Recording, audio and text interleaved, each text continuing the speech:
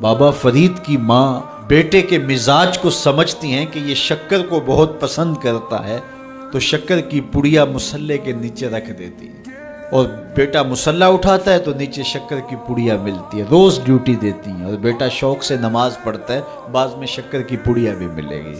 ایک دن کہیں گئی تھی، نماز کا وقت ہوا، ماں وہاں بے چین ہے، اور وہیں مصلا بچھا کے کہتی ہے مالک میری لاج رکھنا، آج بیٹا مصلا اٹھائے اور اس کو شکر کی پڑیا نہیں ملے گی تو راز کھل جائے گا، تو بیٹا کہیں بدظن نہ ہو جائے، اس کا گمان یہ ہے کہ مالک اپنی کرم نوازیوں سے یہ پوری مجھے ڈائریکٹ دیتا ہے، درمیان میں کوئی نہیں ہے۔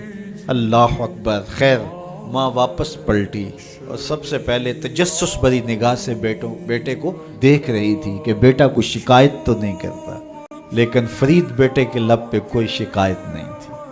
خیر ماں نے پوچھ لیا بیٹا نماز پڑھی تھی؟ کہا اماں نماز پڑھی تھی، لیکن آج جو شکر ملی ہے اس کا چس ہی کوئی اور تھا، اس کا ذائقہ ہی کوئی اور تھا۔ تو آنکھوں سے چھم چھم آنسو برسنے لگے، مالک تو نے میری لاج رکھ لی۔ تو پھر بتایا کہ بیٹے میں تو یوں ہی پڑیا رکھتی تھی، آج مالک نے جو ہے وہ میری لاج رکھی ہے اور تیرے مصلے کے نیچے پڑیا رکھ دی، پھر فرید فرید بنا نا۔